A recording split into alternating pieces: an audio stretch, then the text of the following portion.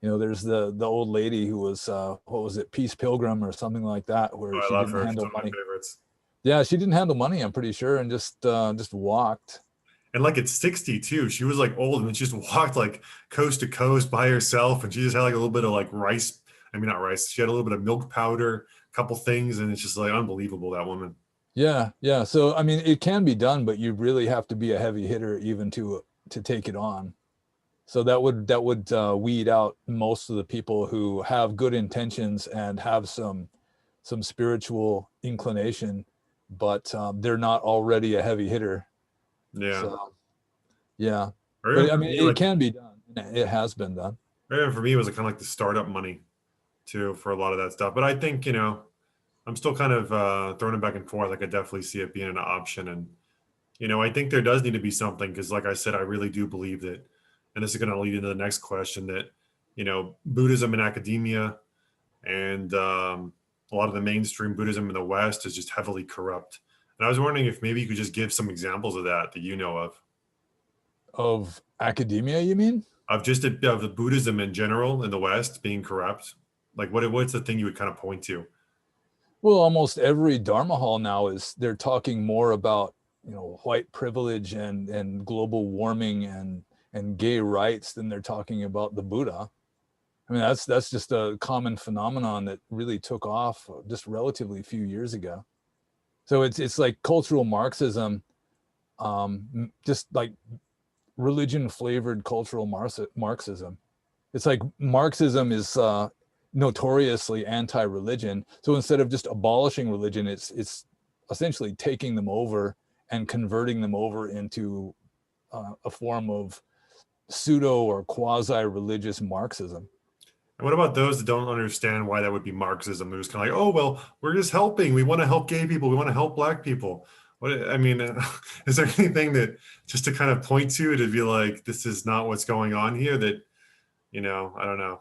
Well, there were Marxists in the early 20th century, like Gramsci and the Frankfurt School, who realized that the West was too prosperous for there ever to be the glorious proletarian workers' revolution. So they had to come up with some new way to overthrow Western capitalism. And so they got rid of or largely got rid of the class, the proletariat versus the bourgeoisie. They're just trying to overthrow the entire system so that it can be replaced with something more socialistic. And so they've just fragmenting, dividing up everybody against everybody else, and they're endorsing anything that would weaken society, like they're attacking the family. They're putting race against race and endorsing, in a way, it's sort of like the Roman Empire, where with regard to the neighboring countries, they'd always take the side of the weakest side. If there were like two neighboring countries at war with each other, Rome would always endorse the weakest side just to keep everybody weak. Hmm. And that's essentially what cultural Marxism is doing, even though most of the people who follow it are just sheeple who are following whatever is in fashion, whatever they're told to believe. But that's basically the gist of it. I mean, I get why for some people it'll be so hard to distinguish between, like just helping and like, okay, well, I believe there's, too much violence and therefore I want to help reduce violence and having some sort of movement versus this dividing governmental thing. Because I just don't feel like a lot of them, when I talk to people who maybe don't understand how this is polarizing and it Yeah. is Marxist at its core and it's all this anti-government and it is, pitting groups against each other. I just I never know like is there anything you can think of to point to show, okay, it is polarizing. It's not like you're helping. I guess like, and it's because the media is so much on their side. I feel like a lot of times when I mention anything like this, right, there's going to be like a media company that's poured millions of dollars and try to making this point and look at this data and that data, even though it's, if you dig deeper to any one point, usually it's, they just point to inequality. If there's inequality, therefore there must be something wrong. And it's Yeah, well, like, that's like a fundamental myth that it's whole based on. It's going back to the patriarchy thing, where it's like one of the first things that Marxists did, partly because Marx was pre-Darwinian, is they just dispensed with human nature. They just assume that people are essentially equal with regard to their potentials and their innate talents and all that sort of thing. they're just like a blank slate.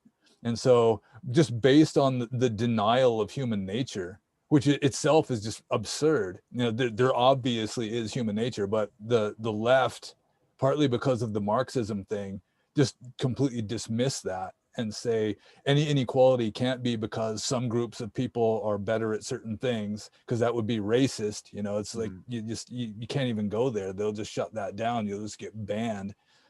So yeah, I mean, they just take it as an axiom that any inequality of outcome has to be due to evil whitey oppressing people, even though white people aren't even at the top in America anymore. Yeah, makes it definitely. But I mean, if you're talking to Buddhists, then you can say just because you're helping women doesn't mean you should be against men. Or if you're trying to help brown colored people, doesn't mean you have to be against white colored people. Mm-hmm. Well, I guess from their perspective, they're just trying to balance it. And then, they view as these people are trying to hold onto their power, right? Everything is like the white people. The reason why you would be against anything they would say is because you are trying to maintain your power and don't recognize how much privilege you have. I mean, I've recently been told 1,000 times, that I'm so privileged, therefore I have no right to speak on anything. It's like, it's so unbelievable to me that people can really get to that point and believe that. Yeah, well, it's essentially degenerated into a cult at this point. So it's like trying to talk sense to, a fundamentalist Christian or like a Jehovah's Witness, something like that. I mean, it's a complete denial of philosophy and logic, that there would be such a thing as philosophy. Like there could just be reason regardless of your skin color or whatever. Like there just be truths about these things, and we can just discuss ideas, and these ideas don't have to be always overshadowed by some sort of identity. We could just talk about, hey, do we think this is true? Why do we think it's true? And that's not like a black or a white thing or a, poor or rich thing. There's just, Yeah, they even got it worked out so that if you're colorblind, that's racist. Or to say all lives matter is racist. Yeah. And I mean, from the Buddhist point of view, right? I mean, like even the reason why I would say I'm conservative is because, I believe that a lot of this stuff is all more about going inside, and it shouldn't be dealt with the government. The more powerful the government gets, I think closer you get to communism, Marxism, and all this, it eventually, I think, just leads to some sort of weird dictatorship or some sort of, elitism, where you have just these elites that are stronger, which is, I do believe that there is sort of like a, how to say that, say income inequality, or the fact that the rich are getting richer.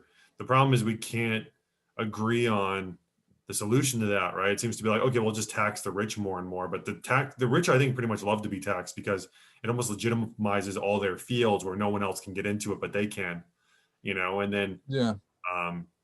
And then also too, to pay for all these programs that it's always trying to balance everything out.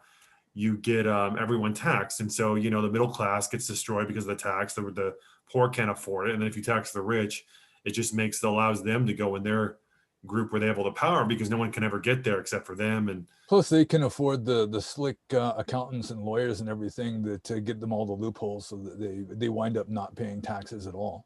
Yeah, it's really true. And I think that the idea that you can just I don't know, like pass a law and then that'll fix that, it just doesn't exist. And the more, and it takes the power away from the people, because I'd really love to see even like local spiritual communities, local churches, local whatever, have more and more money from the people that live there. But if the people that live there don't have any money, because it's all going to the federal government, which can't discern which communities, like everything is just very broad always. I want the states to have more power and the local communities to have the most power, so they can make the best decisions for the people in that area, because it's they'll know what's going on.